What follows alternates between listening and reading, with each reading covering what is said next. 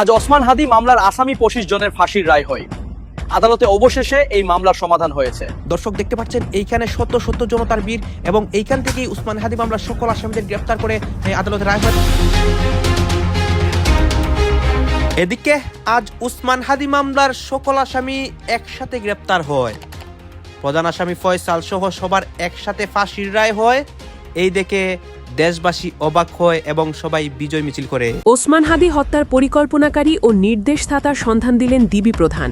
24 ঘন্টার মধ্যেই গ্রেফতার, বেরিয়ে আসতে পারে বিএনপির হেভিওয়েটদের নাম। একজন সাধারণ কাউন্সিলরের নির্দেশে কি এত বড় হত্যাকাণ্ড সম্ভব, নাকি রাষ্ট্রযন্ত্র নিজেই এর মূল কারিগর?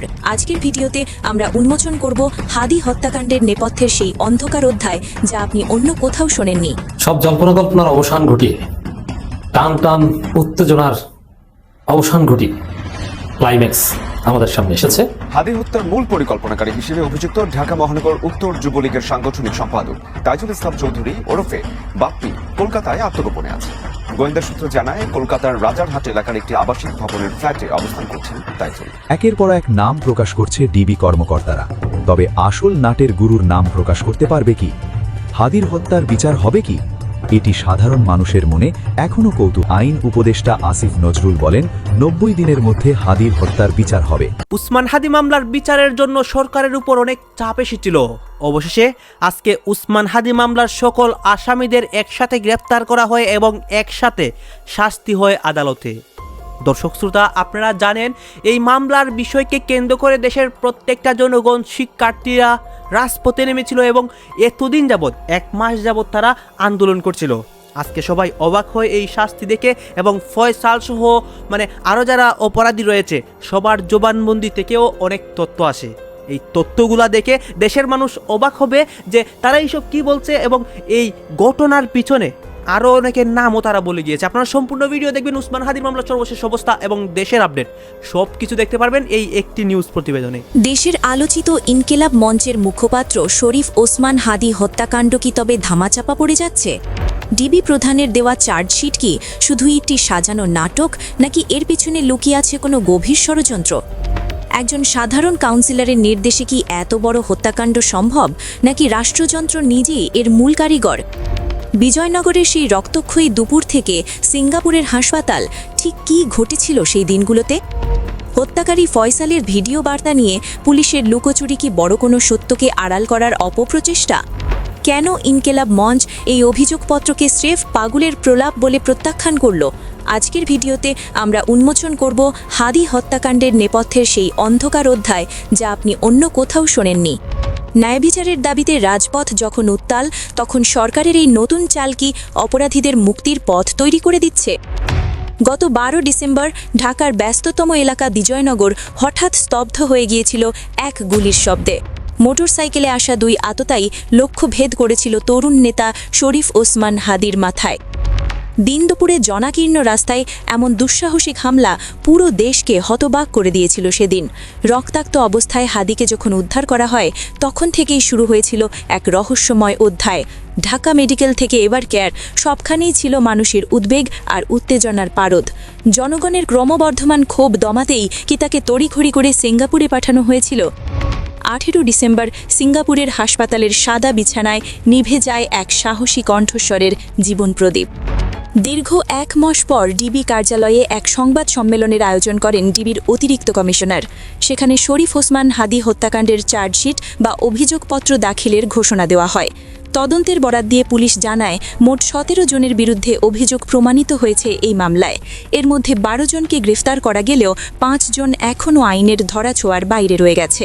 কিন্তু পুলিশের এই তদন্তের সারমর্ম জনমনে এক বিশাল প্রশ্নবোধক চিহ্ন তৈরি করেছে। ডিবি প্রধানের দাবি অনুযায়ী সাবেক এক কাউন্সিলরের নির্দেশে এই অপারেশন চালানো হয়েছে, অথচ সাধারণ মানুষ থেকে শুরু করে রাজনৈতিক বিশ্লেষকরা এই দাবিকে হাস্যকর বলে মনে করছেন। চার্জশিটে মূল পরিকল্পনাকারী হিসেবে নাম এসেছে মিরপুরের সাবেক কাউন্সিলর তাইজুল ইসলাম চৌধুরী বাপ্পির। বাপ্পি ছিলেন মিরপুর 6 নম্বর ওয়ার্ডের আওয়ামী লীগ মনোনীত কাউন্সিলর এবং যুবলীগ নেতা। পুলিশের দাবি, রাজনৈতিক প্রতিহিংসা থেকেই তিনি হাদিকে পৃথিবী থেকে সরিয়ে দেওয়ার নির্দেশ দেন। নিষিদ্ধ ঘোষিত ছাত্রলীগ রাজনীতির সাথে জড়িত ফয়সাল করিম মাসুদ ছিলেন সেই মূল শুটার। কিন্তু প্রশ্ন জাগে, একজন সাধারণ কাউন্সিলরের কি একা এত বড় অপারেশন চালানোর ক্ষমতা আছে? ইনকিলাব মঞ্চের পক্ষ থেকে পরিষ্কার বলা হয়েছে, বাপ্পি বড়জোর এই ষড়যন্ত্রের একটি ছোট অংশ। এই হত্যাকাণ্ডের শেকড় আরও অনেক গভীরে এবং অনেক প্রভাবশালী মহলের দিকে বিস্তৃত। ডিবির এই চার্জশিট প্রকাশের পরপরই শাহবাগের রাজপথে প্রতিবাদে ফেটে পড়ে ইনকিলাব মঞ্চ। সংগঠনের সদস্য সচিব আব্দুল্লাহ আল জাবের এই তদন্ত রিপোর্টকে সম্পূর্ণ প্রত্যাখ্যান করেছেন। তিনি সাফ জানিয়েছেন, একজন কাউন্সিলরের নির্দেশ মানার গল্পটি আসলে সাধারণ মানুষকে বোকা বানানোর চেষ্টা। তার মতে হাদি হত্যাকাণ্ডের পেছনে পুরো একটি রাষ্ট্রযন্ত্র এবং একটি শক্তিশালী চক্র কাজ করেছে। জাদুঘরের সামনে ইনসাফ কায়েমের শপথ নিয়ে তারা বিচারের দাবিতে নতুন করে আন্দোলনের ডাক দেন। জাবেরের ভাষায়, এই চার্জশিট আসলে প্রকৃত অপরাধীদের রক্ষার একটি আইনি বর্ম মাত্র। যতক্ষণ না মাস্টার মাইন্ডদের মুখোশ খুলছে, ততক্ষণ তাদের এই লড়াই থামবে না। তদন্তে উঠে আসা শুটার ফয়সাল করিম মাসুদের একটি ভিডিও বার্তা নিয়ে শুরু হয়েছে নতুন বিতর্ক। পুলিশ দাবি করেছে যে তাদের কাছে প্রমাণ আছে, কিন্তু ভিডিওটি তারা জনসমক্ষে আনতে পারছে না। কেন এই লুকোচুরি এবং কেনই বা গুরুত্বপূর্ণ তথ্যগুলো সাধারণ মানুষের কাছে গোপন রাখা হচ্ছে? সত্যের পূর্ণ প্রকাশের চেয়েও কি পুলিশের কাছে আইনি মারপ্যাচ এখন বেশি গুরুত্বপূর্ণ হয়ে দাঁড়িয়েছে? ভিডিওতে যদি সত্যিই থাকে, তবে তা প্রকাশ করতে বাধা কোথায়? এই প্রশ্ন এখন সোশ্যাল মিডিয়ায় তুঙ্গে।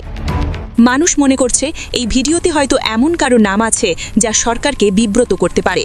স্বচ্ছতা ছাড়া এই বিচার প্রক্রিয়া যে গ্রহণযোগ্যতা হারাবে, তা বলাই বাহুল্য। অবশেষে ওসমান হাদিকে হত্যার পরিকল্পনাকারী ও অর্থ যোগানদাতার অবস্থান জানা গেল। ইনকিলাব মঞ্চের আহ্বায়ক শরীফ ওসমান বিন হাদিকে হত্যা মামলার মূল পরিকল্পনাকারী ও নির্দেশদাতা ঢাকা মহানগর উত্তর যুবলীগের সাংগঠনিক সম্পাদক ও মিরপুর এলাকার সাবেক ওয়ার্ড কাউন্সিলর তাজুল ইসলাম চৌধুরী বাপ্পি গা ঢাকা দিয়ে আছেন কলকাতাতেই। অনুসন্ধানে জানা যায়, হাদি হত্যা মামলার মূল পরিকল্পনাকারী বাপ্পি কলকাতার রাজারহাট ওয়েস্ট বেড়াবেড়ি মেঠোপাড়া এলাকার 4তলা একটি বিল্ডিংয়ের প্রথম তলার A3 ফ্ল্যাটে আত্মগোপনে রয়েছেন। সেখানে তার সঙ্গে আরও রয়েছেন আওয়ামী লীগেরই প্রায় 4 থেকে 5 জন কর্মী। স্থানীয় সূত্রে জানা যায়, কলকাতার এই এলাকায় পুলিশ পরিচয় দিয়ে আত্মগোপনে রয়েছেন বাপ্পি। প্রায় 1 বছরের বেশি সময় ধরে এই ঠিকানায় অবস্থান করছেন তিনি। যদিও এই ঠিকানায় সরজমিন পৌঁছলে গা ঢাকা দেয় তাজুল। এদিকে তার সঙ্গে ওই ফ্ল্যাট শেয়ার করা দলীয় কর্মী শেরেবাংলা থানা এলাকায় যুবলীগ নেতা শফিক বলেন, তাজুল এই মুহূর্তে ফ্ল্যাটে নেই, আপনি নম্বর দিয়ে যান, তাকে ফোন করতে বলবো। আমাদের বিরুদ্ধে হাদি হত্যা মামলার কোনো রকম মামলা নেই, বাপ্পি ভাইয়ের বিরুদ্ধে আছে, তবে সেটা মিথ্যা মামলা। এদিকে শহীদ শরীফ ওসমান বিন হাদিকে একজন ওয়ার্ড কমিশনারের নির্দেশে হত্যা করা হয়েছে, এমন অভিযোগ বিশ্বাসযোগ্য নয় বলে মন্তব্য করেছেন ইনকিলাব মঞ্চের সদস্য সচিব আব্দুল্লাহ আল জাবের। তিনি দাবি করেন, এই হত্যার পেছনে একটি বড় চক্র কাজ করেছে এবং রাষ্ট্রীয় ব্যবস্থার সংশ্লিষ্টতা রয়েছে। যেসব অভিযোগপত্রে তাদের নাম নেই, সেগুলো তারা প্রত্যাখ্যান করেন। হত্যার ঘটনায় প্রধান অভিযুক্ত ফয়সাল করিম মাসুদের 53টি ব্যাংক হিসাবে থাকা 65,50,246 টাকা ফ্রিজ করার আদেশ দিয়েছেন আদালত। এবার নির্বাচনে জিতবে আওয়ামী লীগ। আওয়ামী লীগের একটা বাক্সবাহক দেখবেন যে আমরা এই গেরগেরায় ভোট দেব। হ্যাঁ, এইভাবে রিকশাওয়ালারা আওয়ামী লীগকে ভোট দিবে। ভোট আওয়ামী লীগকে দিব। জয় বাংলা নৌকা। শেখ হাসিনাকে দেশের মধ্যে পুনরায় ফিরিয়ে আনার জন্য এই রিকশাওয়ালারাই ডক্টর ইউনূসকে সরিয়ে দিতে পারবে।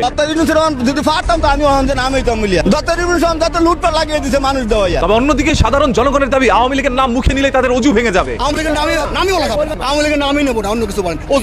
আওয়ামী লীগকে ছাড়া নির্বাচন হওয়া নাকি হাস্যকর বিষয়। আওয়ামী লীগকে ছাড়া বাংলাদেশে নির্বাচন হবে, আসলে এটা একরকম হাস্যকর বিষয়। তবে সাধারণ শিক্ষার্থীর দাবি, এই দেশ থেকে শেখ হাসিনা এবং বঙ্গবন্ধুর নাম মুছে দিবে। আমরা এই বাংলার জমিনে শেখ হাসিনা এবং শেখ হাসিনার মুজিবের কিছু রাখবো না। শেখ মুজিবুর রহমানের মাথায় প্রস্তাব করা নাকি পুরো জাতির মাথায় প্রস্তাব করা। শেখ মুজিবুর রহমানের মাথায় প্রস্তাব করা মানে কি? জাতির মাথায় প্রস্তাব করা। শেখ হাসিনা 5 ওয়াক্ত নামাজ পড়তো, আর আপনারা কিভাবে তার বাড়ি পুড়িয়ে দিলেন, এইভাবে দুঃখ প্রকাশ করছে একজন রিকশাওয়ালা। 5 ওয়াক্ত নামাজ পড়ে যে ব্যক্তি, কোরআন পড়ে যে ব্যক্তি, ওই ব্যক্তি তার আজকে বাড়ি ঘর পুরো ভাড়াইছেন, ভাঙা ভাড়াইছেন। গরিব যদি চেষ্টা জায়গা, তাহলে বড় লোকদের কিন্তু ক্ষতি হবে, আমি বলে দিতেছি। আর আওয়ামী লীগের আমলে কোনো হরতাল মরতাল কোনো কিছু এরিয়া ছিল না, আর ছিনতাইকারী ছিল না আওয়ামী লীগের আমলে। এই রিকশাওয়ালাই বলল, আওয়ামী লীগের আমলে কোনো চোর বাটপার পকেট মার ছিল না। তবে দেখেন আরেকজন রিকশাওয়ালা কি বলছে। মামা আগে পকেট মারতাম, চুরি করতাম, হয়ে গেছি মামা রিস্কাটা পায়া। হ্যাঁ, আওয়ামী লীগের আমলে তিনি পকেট মারতো, আর আজ একটা রিকশা পেয়ে তিনি ভালো হয়ে গেছে। ছাত্রের উপরে গুলি চালায় নাই তাহলে এটি বুঝবেন না আপনারা কিভাবে মারা মুখ তো পানি দিতে চল লগে লগে তো গুলি কে করছে পুলিশ দেখাইছে আবু সাইদ যেমনে গেছে আর মাইতে কইছে আমার পোলা হার্টে স্টক করছে যদি আসলে তারা গুলি না চালাতো তাহলে 1,500 মানুষ শহীদ হইলো কেমনে? প্রকাশ্যে আমরা দেখেছি আবু সাইদের বুকিং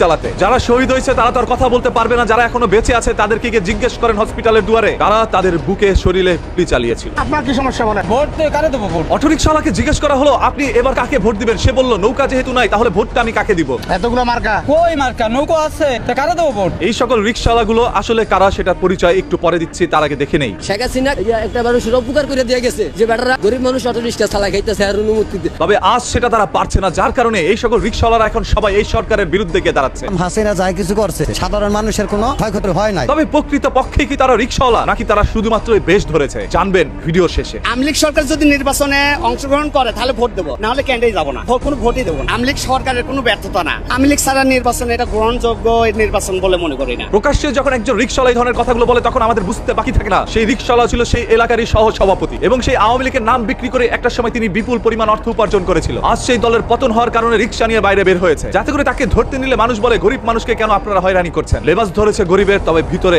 এখনো তিনি বড়লোক। বর্তমানে দেশে যা কিছু দেখতাছি নৈরাজ্যের অবস্থা খারাপ, মানে বাংলাদেশ টিকানোর মতো সিস্টেম নাই, আমি দেখতাছি না। সামনে নির্বাচনকে সামনে রেখে গ্রামগঞ্জের মানুষগুলো এখন সবাই ঢাকার মধ্যে একত্রে হচ্ছে। কেউ রিকশা নিয়ে বেরোচ্ছে, কেউ সিএনজি নিয়ে বেরোচ্ছে, কেউ অটো রিকশা দিয়ে মানুষের গায়ের উপর দিয়ে উঠিয়ে দিচ্ছে, কারণ এরা প্রকৃতপক্ষে একজন রিকশাওয়ালা না, এরা সেই দলের লোক যে দলকে নিষিদ্ধ করা হয়েছিল। শরীফ ওসমান হাদি বাংলাদেশের তরুণ এবং বৃদ্ধদের আইকন হয়ে পড়েছে।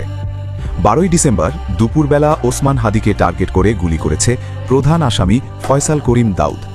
গুলিবিদ্ধ অবস্থায় তাকে ঢাকা মেডিকেলে নেওয়া, এরপর অস্ত্র পাচারের পর এভারকেয়ার হাসপাতালে নেওয়া হয়, তারপর সিঙ্গাপুরে। সিঙ্গাপুর থেকে ফিরে তার নিথর মরদেহটি। কোটি কোটি মানুষের হৃদয়ে ব্যথা দিয়ে চলে গেলেন ওসমান হাদি। তার জন্যে কেঁদেছিল কোটি মানুষ। ওসমান হাদি অল্প সময়ের মধ্যে মানুষের মনে জায়গা করে নিয়েছিল, তবে প্রশাসনের নাগের ডগায় দিয়ে ঘুরে বেড়াচ্ছে ফয়সাল করিম দাউদ। একের পর এক ভিডিও বার্তা দিচ্ছে তিনি, এই বলছে ফয়সাল করিম দুবাইতে আছে, কিন্তু ভিপিএন চালিয়ে ভিডিও বার্তা দিয়েছে। তার লোকেশন পুরান ঢাকা এবং নানান জায়গার দিক দেখাচ্ছে।